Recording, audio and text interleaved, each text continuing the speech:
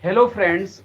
My name is Abhay Kumar, and today we are going to talk about linguistic diversity and its challenges. Why we have chosen this topic to discuss is that today the whole world is celebrating International Mother Day. Why this day is important? The international Abhay, you community froze. has come to believe that the society where Hello. multiple languages are spoken, where multiple languages are promoted, that society provides a space for inclusion, for development. That is why one language policy is not at all good for any country. Friends, you know very well that the ruling establishment in our country, they often talk about one language, one country, one nation. But intellectuals and those who are in the field of linguistics, they have very persuasively and strongly argued that one language policy is not good for human development. In this context, I have invited my friend Karthik Narayanan, who has done his PhD from Jawaharlal Nehru University, from the Center of Linguistics, and he is at present teaching linguistics at Central University of Karnataka. So, Karthik has done field work, he has studied theoretically the same issue, the issue of what should I say, cultural, language, multicultural society and cultural diversity. Friends, one or two example I would like to give you. In our society, thousands of languages which are as old as the language which is recognized as official language. These languages are being spoken by Adivasi, by tribal society. These languages are not promoted, they are dying. So if these languages die, we will also lose the source of knowledge. We will also lose our communications skill. So language is very important. We have to protect all the languages. So on this issue, I think Karthik Narayanan is the one of the best persons to speak. So I welcome on your behalf Dr. Karthik Narayanan to this Facebook live show. So first question I would like to ask that when did you become interested in linguistics, and why did you think that linguistic diversity is very important issue? Yes, Mr. Karthik Narayan. So, Abhay, before I start off, so let me say vanakkam to everyone. Vanakkam is namaste in Tamil, and so all of you, vanakkam and happy International Mother Language Day. It's uh, it's a very important occasion for all of us, especially in Asia, more in Asia and around the world. Given the fact that our neighbors, this day comes from the Bangladesh student sacrifice, so it's a very important day for all of us to recognize our internet, to recognize the linguistic diversity around us and carry it forward.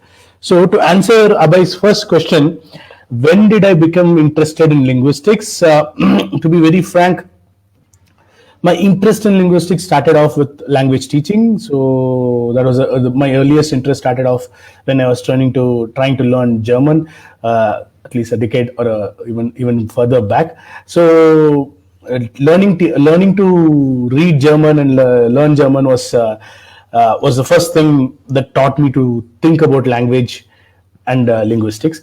But after that, when I came into linguistics, to be very frank, I started off knowing not a lot more about linguistics. So I had a very little knowledge about what linguistics is. And most of the students who also join linguistics today, as I'm teaching in university, I'll also vouch for the same. Very few students have exactly no idea, have an idea of what linguistics is.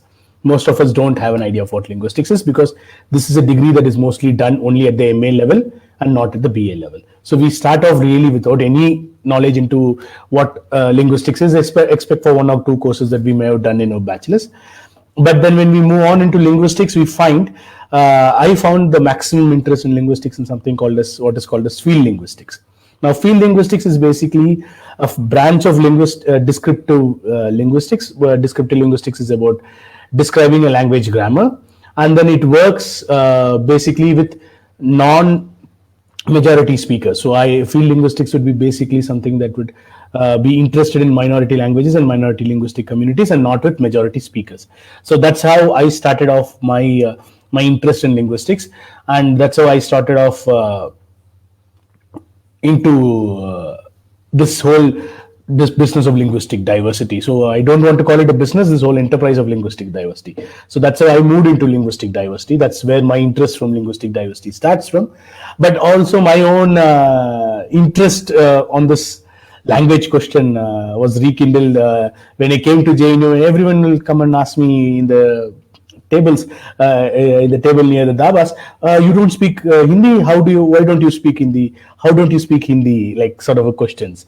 Now those are the initial interests that I had in linguistic diversity. That's what I would say. Bye. So Karthik, could you tell us about your family background also, your place, and your experience is very interesting, that Tamil language is as old or as rich as any other language in the world. But when you speak Tamil in JNU, people generally think that you are doing something abnormal thing. But when that's true. But when you start speaking Hindi, they think that now you are assimilated and now everything is okay. So please shed some light on your family background and also your experience in JNU and other places. How, being a Tamilian, you have faced discrimination in the Hindi heartland? To be very frank, being a Tamilian in JNU has been a wonderful experience in the very beginning, because every day I have to face this question: why don't you speak Hindi? Why don't you speak Hindi? So that's a question that I would be answering to every next person that I would be looking at, and especially since I was in linguistics, people are more interested in asking me this question. But to begin with, yes, I felt discriminated in the beginning.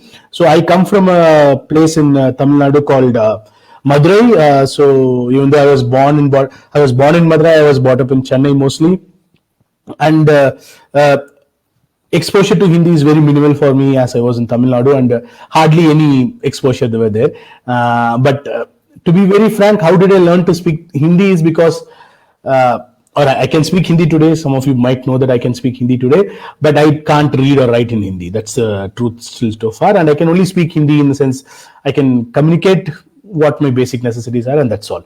But I had to come to the stage because I had good Namune friends who would tease me all the way and would make fun of me. So some of the jokes are very popular in JNU, and those jokes can be heard about me all over. But yes, it started off like a sort of understand what people are telling about me when they speak in Hindi. So I got ridiculed for not knowing Hindi by my best friend also. That's okay, not an issue. But more so of a discrimination will happen when people will just simply not speak to you in English, even though they can, but they will simply not speak to you in English. I just didn't bother about them. I just ignored them and went on with my life.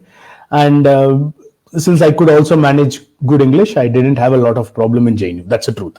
Okay, most of the people would be at also, oh, you can also speak English, given the background that I come from, or given the background that people expected that I won't know English. But yeah, most of us, I could speak in English, so that was not really a problem. So discrimination as such, I didn't feel in JNU, but outside JNU, yeah. Everywhere you go, wherever you walk around, even the Delhi police will just simply randomly stop you and ask you who you are, just because I look different. And then the guards will always ask me in the beginning, where are you going? Why are you coming here? As if I am not a member of the JNU. So that sort of differences probably is not linguistic. but I would say othered in other terms, probably. Yes, Karthik, before joining this discussion, I was just going through some Facebook pages, and then I found one story which has come from Economic Times, and the story is from Bangladesh, and it says that on the occasion of International Mother Language Day, different socio-cultural organizations and civil society platforms took part in procession cum human rights campaign, bicycle rallies, seminars in Dhaka and other division towns in Bangladesh, while paying homage to the brave hearts who lost their lives. Speakers recalled with horror the role of Pakistan occupation forces to suppress the movement and brutal crackdown on innocent citizens. Those who may not be very aware about these stories or these facts, I want to tell you once again, I want to give you some very basic facts that Pakistan was divided into Bangladesh and Pakistan in 1971, and one of the regions was linguistic or discrimination based on language. Urdu was spoken in West Pakistan, but people generally in eastern Pakistan, they spoke Bangla language, and they were discriminated on the basis of language, because language is somehow also linked with services and Naukri, and a state tries to promote one language through promoting it or linking it through, let's say, a job and employment. So why Bangladesh is important for us, and Bangladesh played very important role in convincing the world community and international organizations for observing 21st February as the International Mother Day. What is the experience of Bangladesh? What is Bangladesh telling the world? Bangladesh experience tells us that if you try to impose one language over diverse people, over people from different community, different religions, different regions, then that will lead to conflict, that will lead to tension, that will lead to violence, that will lead to even division of the country. But what has happened that in Bangladesh, in Pakistan, the issue was Bengali and Urdu. In India, one language, Hindi, is being imposed. And I'm very sad to see, I think you have also noticed it, that you will find very few boards in other languages other than Hindi, in even Delhi. And most of the boards which are written in Urdu, you will not find that they are written in a correct way. When Mahatma Gandhi died in 1948, his FIR was written in Urdu. That fact not many people know, and not official historians are willing to tell us. The point which I want to add here, and which I want to underscore, is not that I am advocating the case of Urdu. I know Urdu, or I have done some studies on Urdu, so I am giving you an example. In tribal languages, you will find that most of the departments, they do not teach tribal language, and even the young generation, the new babies, the new children who have little access to language and education in their mother tongue, they are not able to speak the language which their forefathers or their ancestors used to speak. This is a big loss. My friend Karthik Narayanan has done his PhD, as I have told you earlier. He has done his PhD on same problem, the linguistic problem. So I want you, I want Karthik, on behalf of my friends who are watching this program, that what was your PhD thesis, and what was your finding, and where did you do your field work, and the two community which you have referred in your work, if I remember it correctly, they belong to Tamil Nadu, and they are Toda and Kota. Toda and Kota. Toda and Kota. Toda and Kota. Yeah, so please educate us about your interest and also your PhD work. Okay, so to begin off, when people hear the word Tamil Nadu, they are often associated with Tamil alone. There is nothing wrong in it because the word is so obvious, so people associate it with Tamil alone. Now, Tamil Nadu is not really a monolingual state. Like any other state in India, Tamil Nadu is also not a monolingual state. Even though Tamil is the official language of India, Tamil Nadu is not a monolingual state. Now, in Tamil Nadu, if you look at the distribution of languages, you will find that there are close to 28 to 29 languages present there. And of those 28 and 29 languages, Toda and Kota are one of them. Now, some of these languages are spoken only in Tamil Nadu and they are not spoken elsewhere. For example, Toda and Kota are spoken only in Tamil Nadu and in a region called the Nilgiris. Now, the Nilgiris, most of you have heard of, would be very familiar with the term Ooty, and not the Nilgiris. The Nilgiris are the hill range and the Ooty is a town in the Nilgiris. So they are spoken in this Nilgiris district, and it is a tribal community. So these are two tribal communities in India. Unfortunately, but if you go and look at any list of languages in India, you will not find Toda or Kota listed there. Now, this is because of a fact that the Indian census does not list languages that do not have more than 10,000 speakers. So there is a random cutoff. It has no linguistic basis or no scientific basis to it. There is no statistical basis also to it. This random cutoff is imposed, and then more than, at least to the linguist knowledge, there are at least more than 300, close to 300 to 300 languages that are not included in the list. So if you look at the 1961 census, we have close to 1,652 mother tongues, consider them as languages, listed in India. But from 1971, as a backdrop or as a fallout of the Bangladesh movement or the separation of Bangladesh, what happens in India is that the listing of languages with less than 10,000 speakers were discontinued. So a huge chunk of languages are not listed in the census of India, and they are not officially represented anywhere in Indian figures. Now, because of this reason, you will not find a lot of Tamil Nadu languages spoken in Tamil Nadu listed in the census at all. So there are only 3 languages that are 4 languages are listed. One is Saurashtra, but Saurashtra is spoken also in other parts of India. So the other is called Yerakula, which is also considered as a dialect of Tamil and not as considered as a different language. And all the other languages are not listed at all. Now, these two are very small communities. As I pointed out, first, they are less than 10,000 speakers. In fact, they are very small communities that they are called as particularly vulnerable tribal groups. So they belong to the PVTG group, and you will find that their population is not more than 2,500 at any point of time. They're a very small community, and then the Nilgiris that they exist in is also a multilingual community. So they live in a multilingual community. The Nilgiris is in between 3 state boundaries. So what happens in with state boundaries or national boundaries is that as you move towards the boundaries, you will find that there is a diversity of population there. You will find in the Nilgiris, it's basically on the southern side of the Nilgiris is Tamil Nadu, the west and northwest side is Kerala, and the north and the northeast side is Karnataka. So in between these 3 places, the sandwich Nilgiri, and it is rich in bio and cultural diversity. It is also the biohemisphere of one of the biohemispheres in India, and it is also a rich culturally diverse place. So it is not just Toda and Kota. There is also another bigger group called Kurumba, who speak multiple varieties of Kurumbas, not varieties, multiple Kurumba languages.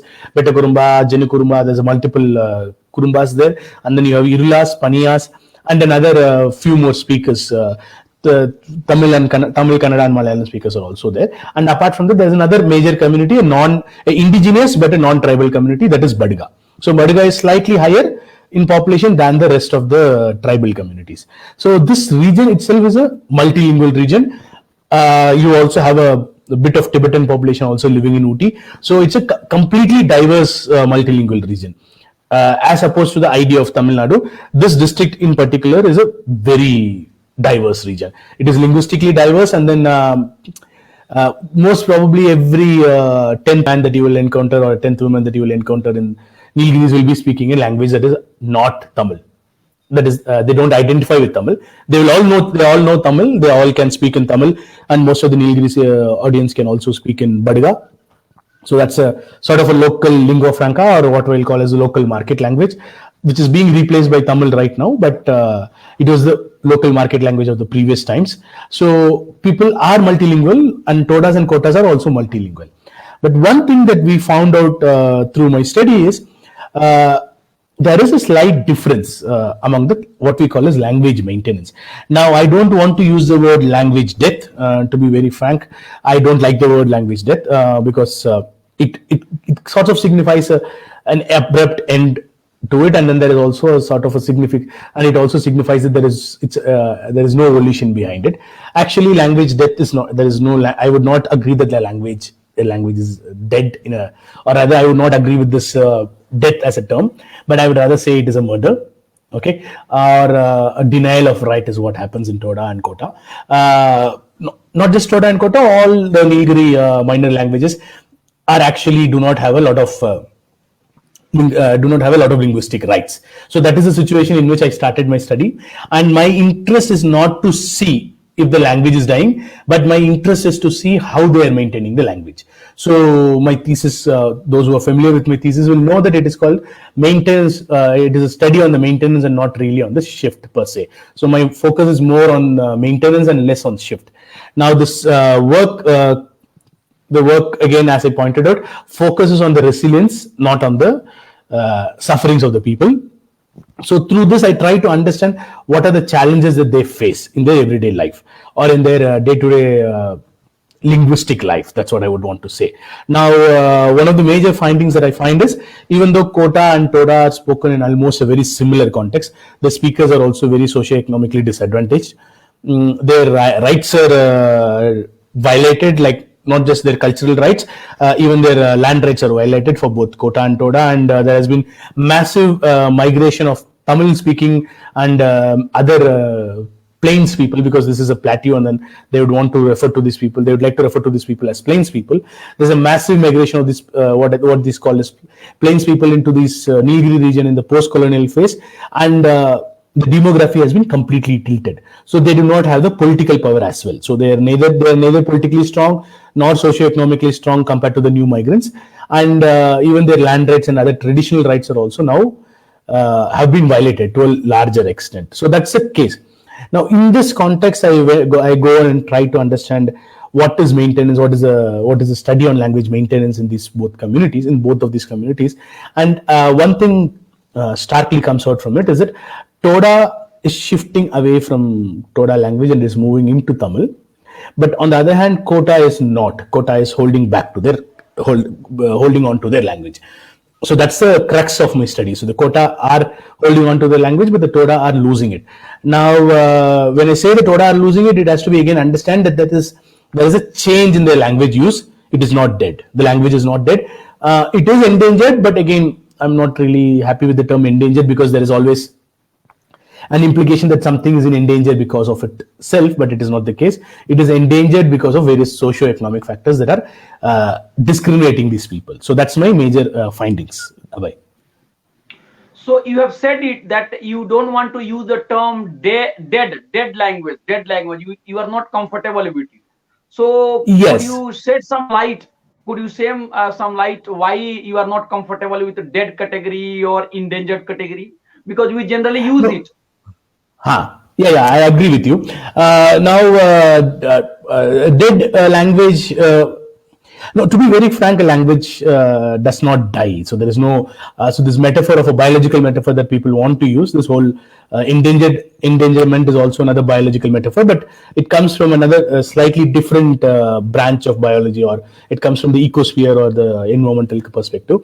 But ecological metaphor, that's called an ecological metaphor. But this dead as a biological metaphor is it's very problematic in a sense that it actually hides the fact that people are discriminated. Okay, so that's one of the major reasons that why I don't want to use the word dead language or language death per se. I would rather be very happy with the terms like linguistic discrimination or linguistic genocide per se. I'll also be happy with it, but not with language death or a dead language, because this suffering or this rather a sort of a discrimination is hidden when you use the word dead language. Okay, killed language is okay, but doesn't make a good term. So that's why language death people use, or language killing is not used. That's why people use language death. And dead languages makes more sense because it has it easily is relatable to the people, because when I'm speaking to an audience who are general, I can easily convey my message to them by using the word dead, but that does not represent the reality. Here, a language ceasing to exist or ceasing to be used is a process of discrimination that leads to that state, and not necessarily dying out of a natural death. So dying can also be out of a natural cause. So there is no natural cause in today's context for a language death. There are certain natural context causes, but those take time, like really over centuries to do. But we don't see such natural process of language change happening today, especially with these minority communities. They are discriminated, and because of this, the people are forced to shift to a new other language. So that's why my even in my PhD title, I have avoided the word death or a dead language title. So I do not use the word dead, endangerment in my thesis more widely. I use the word maintenance and shift. So there is an agency behind this, and then there is also an influence. People are also influencing those agents to make those choices. So that's the reason why I don't like the word dead per se. And I'm not comfortable with the word endangerment, because the endangerment is also another metaphor that is borrowed from something called as IUCN list. So this is a list of species that are endangered in a given ecosphere. So this list, on the other hand, is made from a very statistical perspective, or not from the perspective of a language, and linguistics has nothing to do with such solid statistical perspectives. So again, in endangerment, even though the endangerment literature is very clear within the ecological discipline, they are very clear, and there are much clear understanding of what is endangered and what is not endangered. Unfortunately, I cannot say the same for linguistics so far. Now, within linguistics, I would rather prefer to use the word vitality, a biological metaphor again, but I would rather prefer to use vitality scale rather than an endangerment scale. So if you look at, if you just Google endangerment scale, you will come out with this. But again, I'm not very comfortable with the word endangerment, because it once again removes the socio-cultural context in which languages are getting endangered, or rather the speakers are forced to shift. So these are the two reasons why I'm not happy with the word endangerment or endangered or the death term. So what I have understood is that you want to say that the term death or the term endangerment, these terms do not reveal how the process of discrimination by the political forces are going on. So Yes. if a language is spoken by people, or if a language is not spoken by people, it is not only the matter of the choice of the people. Some languages, if you speak, if you know, you will be rewarded. And some languages, if you want to speak, you will be called as backward. So now this concept is very much clear. So I am asking, Karthik, that Sanskrit language, we keep hearing in North India and also by the, let's say, people in the establishment, that Sanskrit language is the root, or maybe that mother of all the languages. Some people say, those who are engineers, I want to ask you, because you are the doctor, you are the doctor of linguistics. So I want to ask you, some people say that a computer would have not worked had Sanskrit not given tools and insights to it.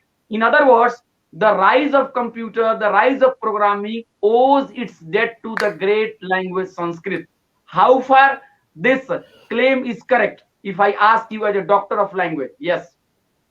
Okay, so first of all, Sanskrit is not mother of all languages. It has no, for example, most of the Dravidian languages or the Tibeto-Burman languages spoken in the northeast of India, or the Austroasiatic languages, again spoken in Meghalaya and in the rest of, let's say, central India, has nothing to do with Sanskrit. These languages have borrowed from Sanskrit and have equally given to Sanskrit also. For example, the word Mayur is actually a word that comes from Dravidian into Sanskrit. So there has been a mutual borrowing of these communities, and then it has been it has been a give and take. So there has not been that you can't establish a mother and a daughter relationship between Sanskrit and the rest of the language families. Even whether you can, it's one of the oldest languages.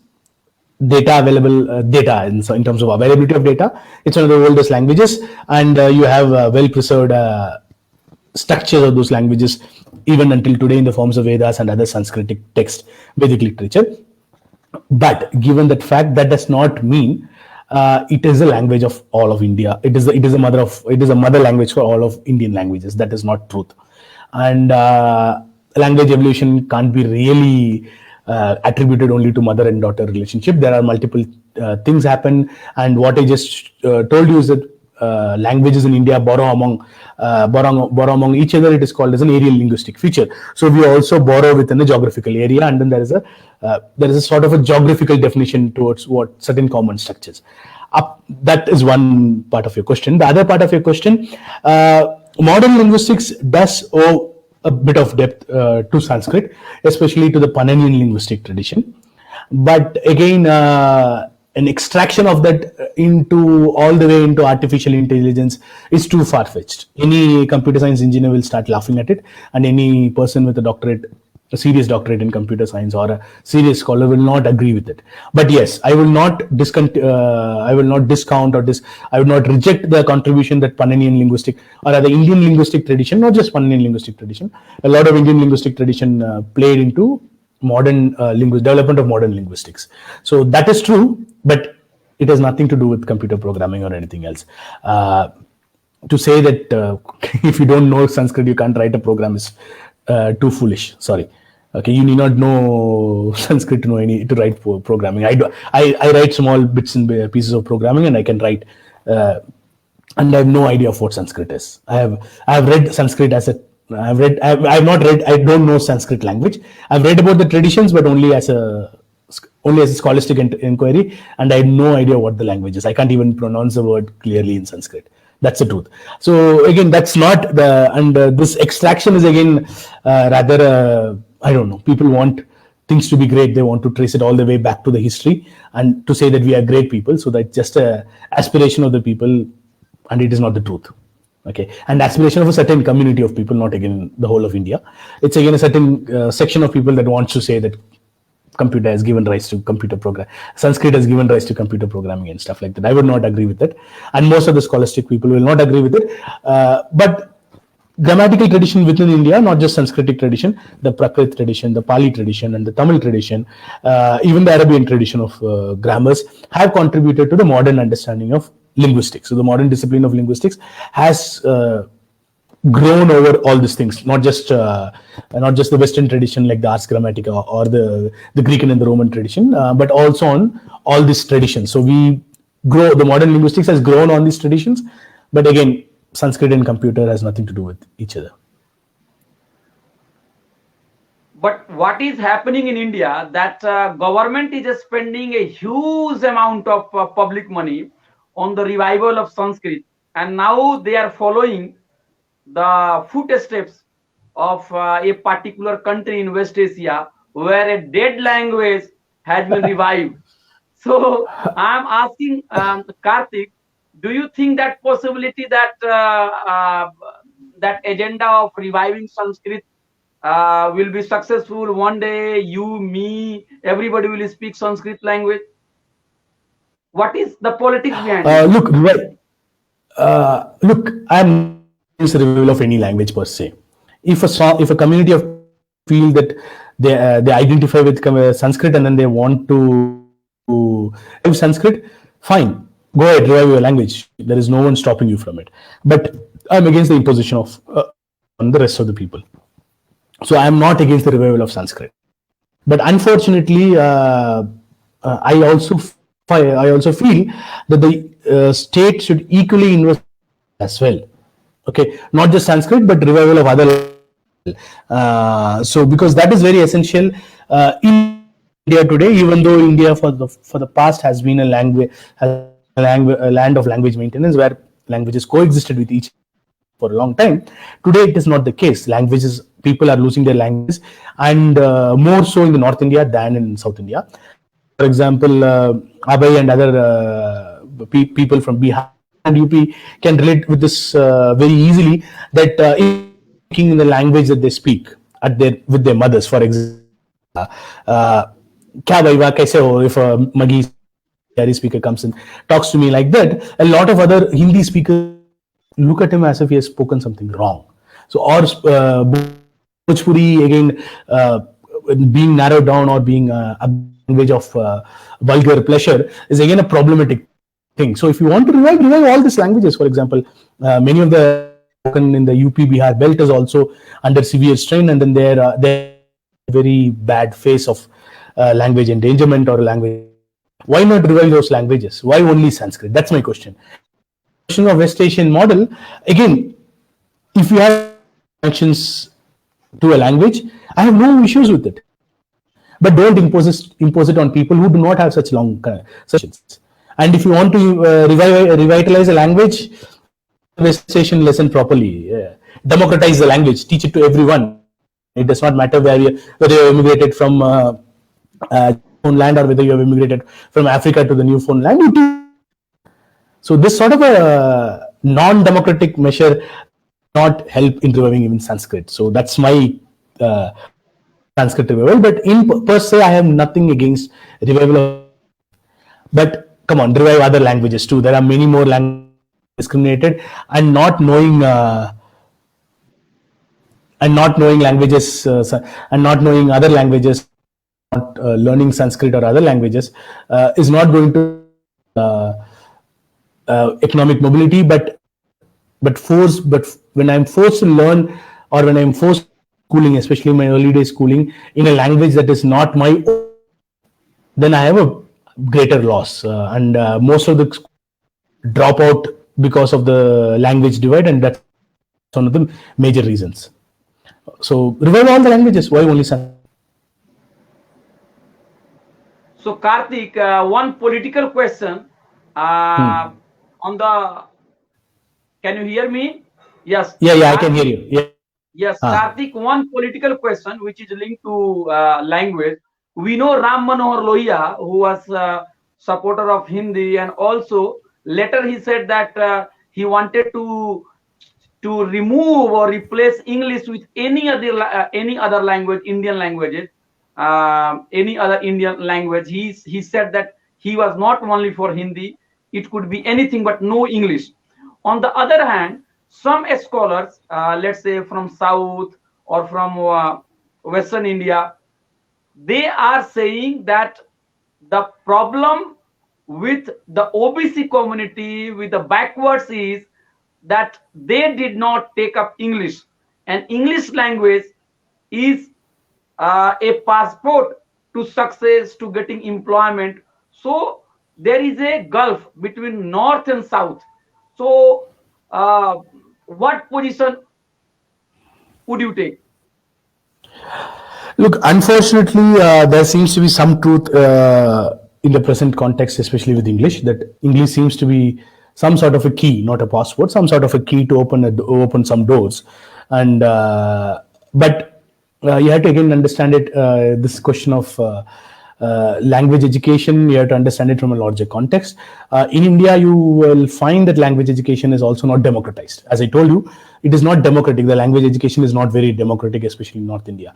You don't find good teachers, and you don't find state investing in training good teachers. So that's very unfortunate.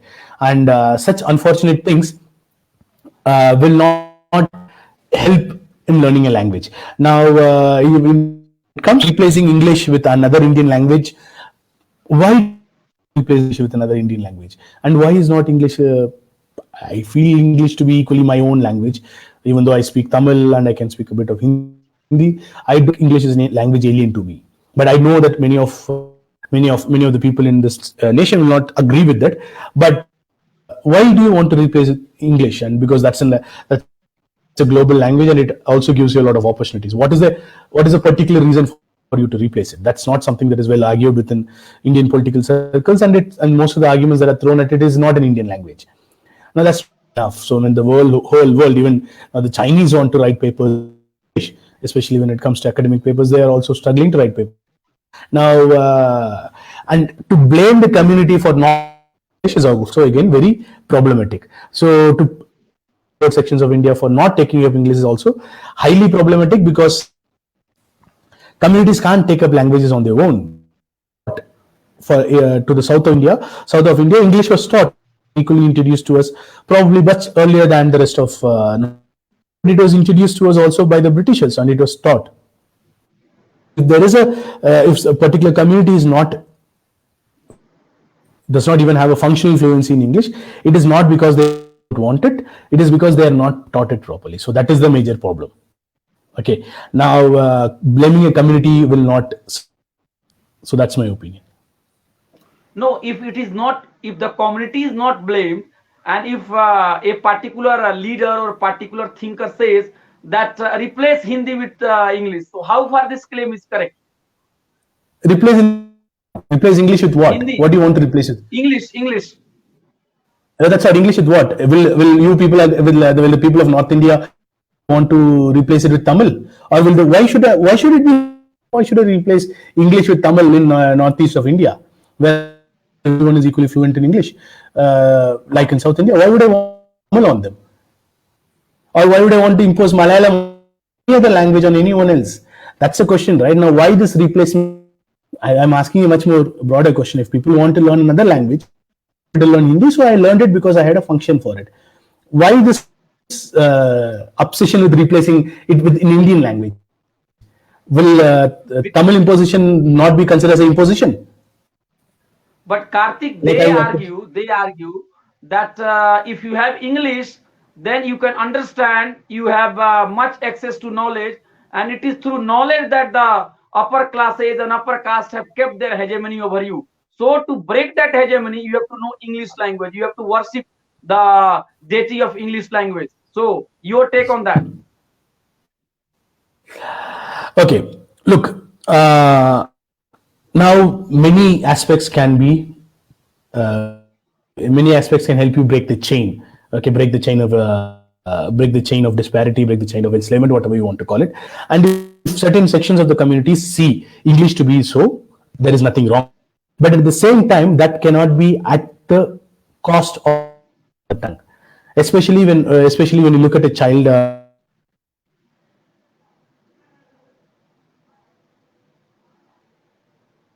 Hello, Karthik. I think network issue is there. Karthik, can you hear us?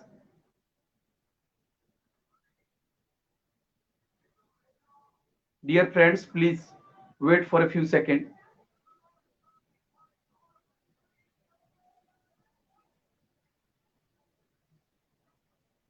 Hello.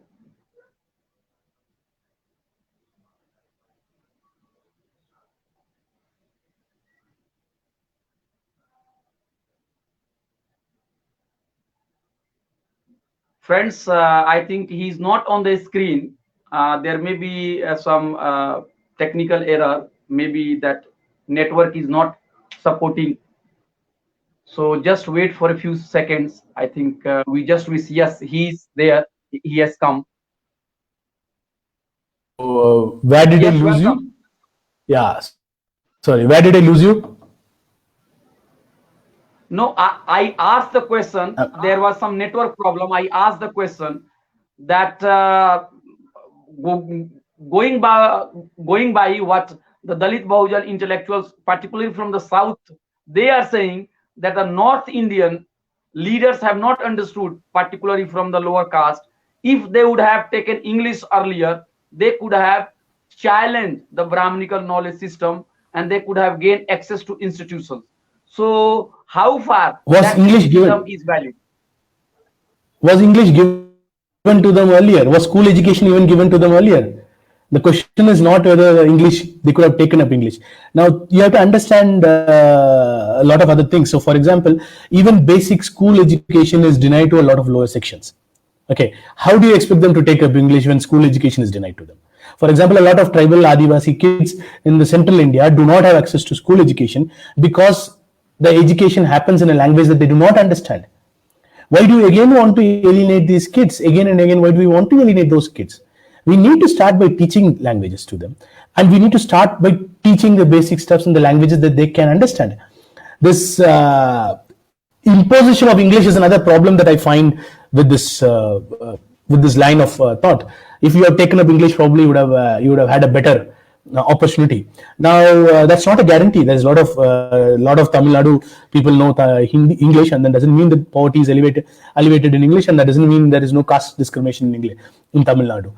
But yes, English does hold a major key to a lot of knowledge. That is, there is no denial to that fact. And such breadth of knowledge is not available even in Hindi, for instance, which is backed by the state. And Sanskrit is not. It is no modern scientific knowledge in Sanskrit is very little. So English does, in that sense, hold a key to your mobility. There is no denial to it. But taking up English, what do you mean by taking up English? Why should you take up English at the expense of your language, of your own mother tongue? For example, the Tamils have not taken up English at the expense of their mother tongue, even though some Tamils would want to claim that Tamil is an endangered language, which is ridiculous. But it is not taken at the expense of Tamil. There is some change in Tamil, but that does not mean it should be taken at the expense of your mother tongue. Why should you do it? Why should a Santali lose their Santali and take up English? Or why should a Maghi speaker lose their Maghi and take up English? What is the need for it? These statements are very rhetorical, but they don't really convince you logically. That's a problem with it. Karthik, I have taken few lines from your own thesis in your own PhD work, and you have been critical of the conception of monolingual policy, that promotion of one language. But in our country, we know it that after independence, one particular language was being imposed. Other languages were given constitutional protection. That is also true. But there are people, there is a very powerful organization, powerful force, which believes in Hindi, Hindu, and Hindustan. So, in context of that imposition of monolingual policy, what would you like to say? Do you see it is a threat? It's bad. It's a threat. It's a denial of human right. What is there to? There is no other. There is no. It's a basic denial. It's a denial of human right. Now, imposition of any language, not just Hindi. For example, Tamil is being imposed on the Todas and Kotas in the Nilgiris. That's also a denial of human rights. So, imposition of any language, not just Hindi, Hindustan, or whatever, Hindi, Hindu, and Hindustan. Not just that idea. This imposition of a language over people, a vast majority of people who speak various other languages, is wrong. So, that's an understanding that has to be clear, and people should be given the choice, and it should not be imposed. If you want, people should take it up, and then they should read it on their own. They should learn it on their own. Certain languages can be taught in the school to encourage, let's say, wider access to knowledge. For example, English can be taught in the school to encourage wider access to knowledge.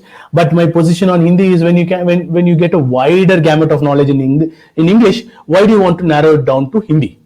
Because that you don't have such wide or vast knowledge text available in Hindi. Why do you want to narrow it down to only Hindi? I agree. My position is also on the same. When let's say Haryana wanted to teach Tamil as a third language in Haryana, come on, who in Haryana would use Tamil as a third language, and for what function would they use? If the function is only to integrate you with the nation, no, the problem is not with the people. Is with the idea that we have as a nation. To integrate with the nation, if you want someone to learn a language, then you are actually excluding a lot of other languages. Or people who speak a lot of other languages, you are excluding a lot of other people. So people like Todas and Kotas have been excluded from the Indian state. They do not have the right to represent themselves in their language. They do not even have the right to speak their language openly. They are ridiculed when they speak their language in school. For example, I've gone through, if you've read through my work, you would have recognized that Toda children are laughed at. Todas have two names within their community. One is a Toda name that they use within the community, and another is a Tamil name that they use it for the school. Okay, now why do you want to do such practice? This is because of discrimination and an imposition of one language or a monolingual idea over a vast majority of people. So any such imposition is bad. But you should learn more than one languages to enhance your own personal ability. There should not be an imposition on it. If some people want to learn Hindi, yeah, please go ahead, learn Hindi. No, there shouldn't be any imposition on it. But at the same time, we should not deny the people their own rights, especially the minor communities, their rights to use their language. For example, Todas are denied their right, the Kotas are denied their right, the Badigas are denied, even though the Badigas are numerically larger in the Nilgiris, they are also denied their right to use their language in the school or in the local administration. So such sorts of denial is being promoted by the state. Now that's where my real problem is, and that's where this monolingual idea comes from. So at the central level, the government is happy with Hindi, and at the state level, the regional states are happy with the regional languages. Tamil Nadu is happy with Tamil, West Bengal is happy with Bangla, and Odisha is happy with Orissa is happy with Odia, and Karnataka is happy with Kannada, and they want to impose it on other minor communities. While Tamil and Tamil speakers will oppose strongly and vehemently against Hindi imposition, they may be completely unaware about the imposition of Tamil over the minor communities in own Tamil Nadu. So the similar case applies for West Bengal or for Karnataka as well. So the monolingual idea is prevalent in India, not just in one party. It's actually prevalent all over India. All the states are monolingual in many senses. Our whole reconstitution of states has further led to this spread of monolingual ideology. Karthik, two issues are very important, and I'm again taking some hints from your own work, your PhD thesis. You have used the term linguistic ethnicity, that the formation of nation state is built around the idea of one language, and when one language is given, the recognition other minority languages were, what should I say, were discriminated, and that process started not today. It might have been accelerated. The process might have been accelerated, but it started since the day the idea of nation state started emerging. So if there is nation state, there will be in some form one language taking the position of chief deity. So how to resolve that contradiction? I'm asking. This is not only the issue for, let's say, India.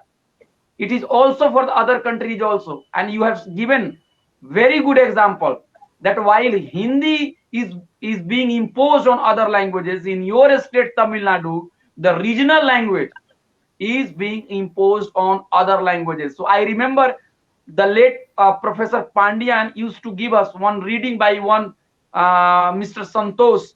I think he has done some work on languages also. And he used to tell us that while criticizing, let's say, the big language, don't think that vernacular language is also very sacrosanct, because it has also gone through some kind of formations in 19th century, and they also became very much shaped by the idea and ideology of the ruling classes within the region. So again, repeating my question, if there is nation based on, if there is a state based on nation, that nation is also another name for language, one language. So how to deal with that challenge within that framework? Look, this very European centric notion of understanding a nation state, or or understanding the unification of German as the prototypical understanding of a nation state, is very common across literature. Now, that's the basis on which most of these nations are born, and that's the idea that many people are trying to impose on nations in the old world when they were formed into nations. For example, in the old world, in the post-colonial world, it started to become nations. All this idea of a European nation state was taken up, and then it was imposed on us, and it was imposed on us on various lines. So, for example, India, Pakistan was divided based on another aspect called religion. So another aspect of nation state formation was religion within South Asia. Now, such nation states can be a problem. Sorry, there's a huge writing on my screen, so I'm getting distracted, but I will get back to the question later. But can we really dream of a nation which is multi-ethnic and plural-lingual and pluricultural? Yes, we can, and it is not possible, and it is not an impossible task. So what you need to do is that you need to think of these from a very different aspect, from a very different angle, and those possibilities are there. So, for example, one of the things that I would be very happy is to completely get away with the scheduling of languages and recognize every language that is spoken in India. So, if you can do those things, you can probably come out of this the European centric idea of a nation state, and I wouldn't say that it is impossible to do. For example, Nepal, again, which is formed on a basis of a kingdom state, which is formed into a nation state today, is again has recognized every language that is spoken there. At least at the recognition level, let us start. Even though in Nepal, Nepali has a dominance, let us start by recognizing all the languages that is spoken in. Let us not other a certain section of us. For example, in the Indian linguistics, in the census of India, you find a category called others, which is spoken by a very small group. So it's like 1.9% of the population. But that 1.9% of the population has the biggest. I might be wrong with the statistics. I have to check it again. But that is a group that has the biggest diversity. By othering these people, you are actually not contributing to building the nation. By othering them, you are actually telling these people that you are not part of the nation. So yeah, you can reimagine a nation state to be plurilingual and to be pluricultural. That is possible, but not by borrowing the idea of a one nation, one state, one language, one nation ideology from the West. That is not possible. It is possible to reimagine it. Yes, Karthik, I think in your work you have also criticized the process of urbanization and the so-called development contributing to discrimination against, let's say, against languages related to marginalized group and minority. So I want to ask you, I keep hearing such argument from some of our friends. They say that there is no future. I think a state has no resource to set up a school for a language which is spoken by few hundred people or few thousand people. So why can't you go for some kind of change that you have been critical of, and you say that it is forced assimilation? So how would you respond to that set of criticism and that set of objections? Those are real. Those are just mere denialism. Those are lack of political will, and then people, even within learned circles, will come up and do it. These are vast number of languages in India, and then we can't set up schools in every languages of these things. Come on, we have been multilingual. We are born multilingual in many senses. In a sense, the child is grown in India as a multilingual. Even though I am a Tamil speaker, and many of my Tamil friends would assume that in Tamil Nadu there is only one language in Tamil, and then I don't know other languages. That is not really the truth. The Tamil, standardized Tamil is one Tamil that I know, and there is another Tamil that I speak at my home, and then there are other varieties of Tamil that I use to interact with my friends. So I'm very fluent in a stigmatized form of Tamil, which is called as Chennai Tamil, and I'm comfortable with another dialectical Tamil called Madurai Tamil. Now these are different Tamils. If people would want to call it varieties, and then they say they are not different languages, but this is I sort of compartmentalize which language to use with whom, and I do not find it problematic when I use those languages at those places. I don't feel discriminated for having such choices. I just request the state to do the same for other languages. Do not discriminate people when they use those languages. Do not discriminate a school child when the school child. Do not discriminate an Adivasi child when the Adivasi child uses the word for water. For example, if you've gone through my work, you would also recognize that the word for water is neer or pani, neer in one of the languages that I use. And when the kid uses that, the teacher laughs at the kid. Why do you use neer? Now, such sort of a discrimination, such sort of attitudinal change is also enough. To begin with, such sort of accommodations have to start with, and these should not be accommodations. They should be policy level choices. That I would not discriminate a kid who will speak a language which is not a majority language. So to begin with, let's begin with a small change. Okay, and people are not really expecting you to create a medical science textbook, let us say in Santali. If you can, it is very good. But they're not expecting that right away, man. They're expecting you to not discriminate them when they use that language in public. They expect you to not tell the parents, for example, school instruct the parents of the Adivasi child, don't use your Adivasi language at your home. I'm using the Adivasi language. It's not a term. There is no language as such as Adivasi. I'm just giving it as a reference here, not as a term here. So don't do such sort of discriminations. Don't instruct the parents to not speak their mother tongue at home. So such sorts of policies can be started. Why do you go ahead and then say, no, we can't make engineering textbooks in Kuvi or in Konda? They're not even asking you for it. They're asking you for a basic right. Don't discriminate my child when the child steps into the school. Don't laugh at the child.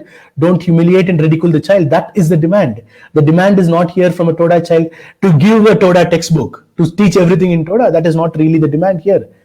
So we have to start from understanding what people also need and what people are also expecting from us. Have we really asked these community speakers what do they really want? In India, that sort of a survey has never happened. That sort of a exchange, that sort of a communication between the minority language speakers and the Indian nation state has never happened. That is the beginning. So this denialism, saying that this is not economically feasible, this is not infrastructurally feasible, these are all just excuses. These are all just denialism. Those denialism, and there are many such denialism for not reviving a language or not supporting a language, and they are all mere lack of political will, nothing else. That's all. So they are all just lack of political will. Even a small change like teaching the language of the kid to the teacher will also help you. Recruiting a teacher, training and recruiting a teacher from the same community will also help you. If the school is going to be a multilingual school, for example, most of Central Indian schools are going to be multilingual school, then try to have a representation of the languages in the teaching community as well. Try to go beyond our existing idea of positive discrimination in terms of caste-based reservation. Try and go beyond that as well. We should include more forms of categorizations for these recruitments. Go ahead and do all sorts of additional steps, not drop any of these things, but go ahead and do all sorts of additional steps. For example, in Central India, there is a greater demand to include teachers or to recruit teachers from the local community. That is possible. Don't come and tell to me that there are no local teachers available there. It is possible. Why do you have a system that forcefully transfers these local community speakers? For example, a Kuruk teacher is being forcefully transferred from Kuruk area to a Santal area. Why do you want to do that? And why do you want to forcefully transfer a Nagpuri speaker into a Santal area? Why such discriminations are being done? So what is the problem? Yes, go ahead. Karthik, I'll ask you the last question, but some of my friends who are listening to and who are watching this discussion, they have a question. So I request them, if you have a question, pointed question to Dr. Karthik Narayanan, you please message it, write it, and he will give you answer. But please do it as early as possible. So Karthik, this will be my last question. I remember in JNU a few years back, some friends told us that from UPSC, Persian languages and Arabic language have been removed. So we went and we protested, but the government did not pay any attention. I know a bit Persian and I know a bit Arabic. So, Karthik, it is very sad that Indian languages, the so-called Indian languages, be it Hindi or maybe Punjabi or maybe you could say Bangla or any other language or Urdu, you will find that the influence of Persian and Arabic is huge, huge. No, not many people know that the term anar for the pomegranate, which we use, is a Persian word. Not many people know that the dunya for earth is Arabic word. So you will see that deliberately it is being discriminated.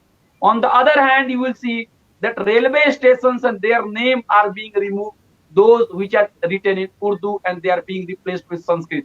So do you see some kind of forced assimilation, and what is the way out?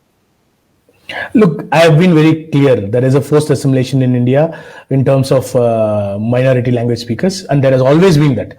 So while there is a larger mobilization when it comes to languages like Persian and Arabic, unfortunately that mobilization is not found for minor languages. Now, that does not mean Persian and Arabic should be discriminated. This tendency to discriminate languages has been there from the beginning, and people have overlooked it, and unfortunately that has led to discrimination across a wider board of languages today. So when a Toda and Kota, or when a Kuvi or a Konda or a Gondi speakers were discriminated in the early stages, that should have been an early warning for all of us. But unfortunately, we didn't heed to those early warnings, because we never spoke those languages and we never understood what it means to alienate those speakers and what it means to discriminate those speakers. So we never expressed any sympathy for them or empathize with them, or we did not even care to express our solidarity for them. So the way forward going is to say that all languages matter. And especially the minor and the small languages matter more, because they are discriminated more. So these minor and small languages should matter more, and they are discriminated more. So trying to support these will help you more. That will help you more. So that's my question. And someone is asking me a very weird. Yeah, I will get to that question. So take an approach that is inclusive, not exclusive. When you speak for Arabic, also speak for Asur, which is spoken in Jharkhand. When you speak for Persian, also speak for other languages. For example, Paitai, that is spoken in Manipur. Don't only speak for Arabic and Persian. Speak for all these languages that are being discriminated. We need to also build a sort of a solidarity among these communities that are being discriminated in the base of languages. So that sort of a wider solidarity is what is needed to encourage our multilingual and plurilingual community. Dr. Karthik, my reference to Urdu and Persian does not mean that I do not support other languages. Whatever information I have, I am trying to bring. No, I'm not saying. I'm not trying to tell you that you don't support other languages, but in general, most of the audience are unaware that this process is something that has been going on in India for a long time. You go and ask a Naga, many of these Naga speakers, many of these Naga language varieties speakers, they will tell you that they have been feeling not just a passive assimilation, but rather a very forceful assimilation. Things that lead to life and death situations in the northeast of India. So it has been happening. People have been discriminated, and most of the audience in India generally, even among the progressive sections, have been slightly unaware of it for a long time. So that's what I've been trying to point out here. So, Karthik, I think the schedule, this program has been scheduled for 1 hour, and we have already gone past that limit. So I will request you to answer these questions very briefly. And if you have pen and notebook, you can note it down, or maybe that one by one, you could answer it. So one question from Dr. Dharamraj Kumar. Do you think that linguists have any future in India? He has faced that how departments at prestigious, the so-called prestigious Delhi University, they are creating a wall between, let's say, English department and linguistics. No department can ever think, no educated person can ever separate linguistics from the language. So your take on that? Look, this sort of a wall that we have built between various disciplines, they are breaking, and they are breaking fast. And if those walls don't break, not just linguists, many of the humanities divisions do not have a future as such. Okay, so people are trying to hold on to those walls as if they are very dear to them and very personal to them. That's unfortunately the reality in India, and a lot of linguists are facing a lot of troubles because of those things. But those have to be broken. If they don't break, not just linguistics, even other humanities disciplines are in danger, and academics in general is also in danger. So that I don't want to get over there, but it's a major problem. So it's not just a problem with linguists. There are equally other discriminated disciplines also too there in India. So I don't want to go there, but again, these are questions that I can answer outside the realm of the talk, not in the realm of the talk. Yeah, is there any other question? So there's one more question. Religion is associated with some language, hence there are prejudice towards them in policy making. So there are many such prejudices actually towards policy making. Religion is one, community is one, caste is one. For example, there's this very notion that certain languages are only meant for giving galis, especially, or certain languages are used like that in certain entertainment media. So such sort of prejudices are built not just based on languages, or not just based on these prejudices are built based on the existing socio-economic divides in our nation. Religion is one of them, caste, class is one of them. So these actually do a lot of impact on the policy making, and they do lead to discrimination. So such discriminations are not good, and they're not good for anyone. They're not good for any of the member of the community. So they should be done away with. And again, as I told you, that forming a larger coalition is a better way out, rather than isolating these as simple individual events and then talking about them. Karthik, I think questions are raining. So Yeah, you have yeah, to take I'm one by looking at one. those. I'm Yes, looking yes, at you those. have I'm to take. looking at You those. are very Karthik, you popular said you speaker, don't I like think. the term. You don't like the term dead language. Fair enough, but this implies that no language has ever died. To me, a dead language is one that has died a natural death. That is the language spoken in a civilization which have died and died with them. Isn't that so? Okay, so to begin with, for example, the ancient Greek is not spoken anymore, but the but you find ancient Greek and ancient Roman use in English. They take a metamorphosis. So these sorts of, they don't die as such. They don't cease to exist like human body cease to exist and degenerate over time. They rather change. So languages change when they naturally die. Again, I told you that I have a inherent problem with the word die and death. So they change, they evolve. The languages evolve, and then they evolve so much that the old Tamil today is very alien to me as let us say Sanskrit is. When I'm taught old Tamil in a systemic way, I can rate it to new Tamil today or the modern Tamil that is spoken today. And such systems are based on evolutions. So we can understand it as an evolution and don't think it of as death or die. So they don't literally cease to exist. So there is no such abrupt end or seizure to a language like you find it in a body, in a human body or in any living body. So such sorts of a metaphor is very difficult to deal with, to understand the whole complexity of language change and language evolution. So that's why I said it is not good, or it's not. I'm not comfortable with it. So, who played an important role for language evolution?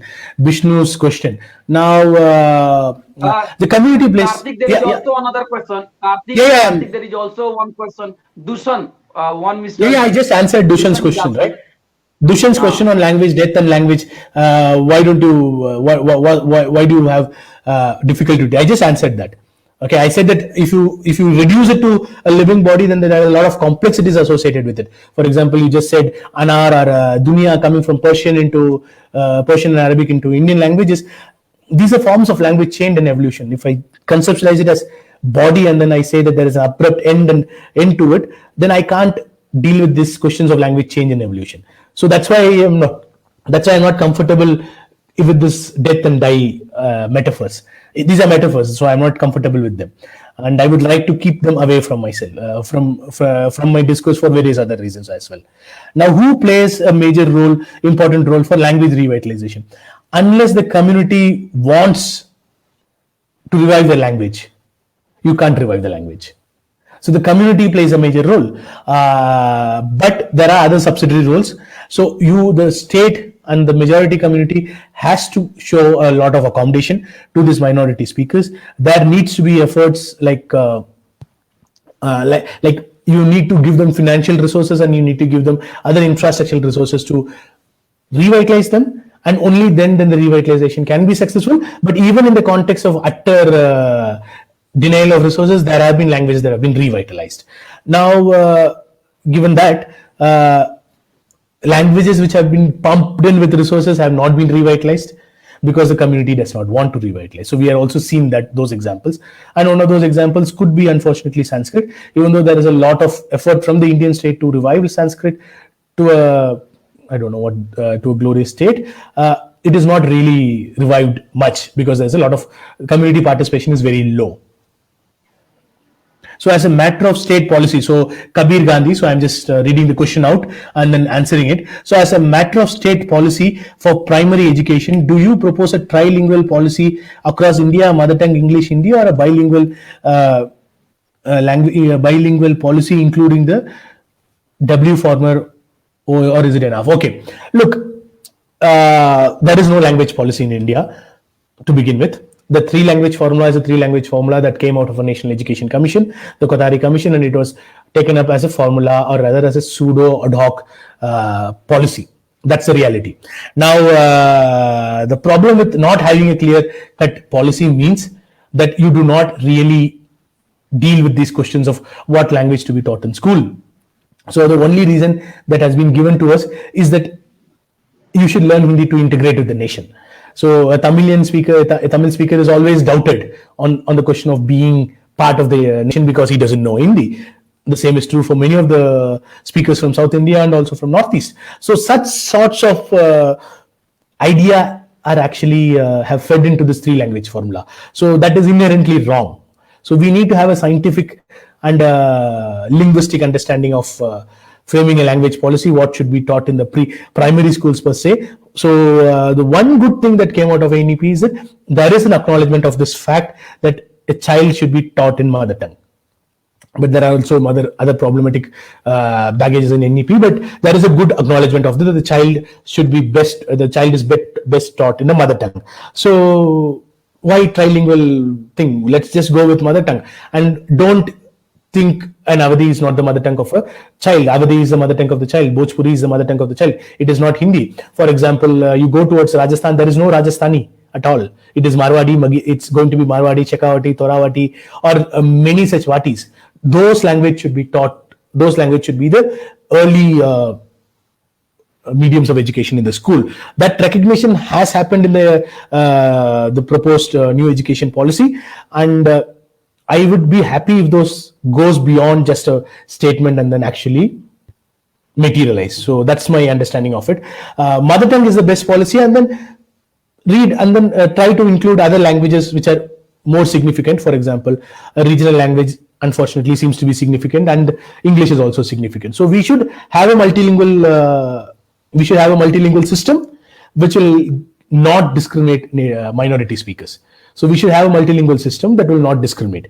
So again, there are models like multilingual education models which are not really concentrated on this one language solution. So Kabir Gandhi's thing is that is there a one language that we can start with? So there are multilingual solutions as well, and that are being popularly taken up in central India, where a classroom is completely multilingual. So you do not have one language that you can start to teach the child in. So there are multilingual solutions as well. So there is no one solution for the problem. So the solutions have to be regional specific and classroom specific. That's my opinion. And the language teachers as a subject, Gangi's question. Okay, the language teachers as a subject up to junior secondary and secondary schools in Sikkim, but some of the language did not get CBLE affiliation. What can we do for that? Protest. Ask for it. That's what I think you can do for it. Petition to the government, petition to the state, petition to the Central Board of Secondary Education. That's what we should do. We should force this. If they are not willing to listen to them, then we have to force them to listen to us.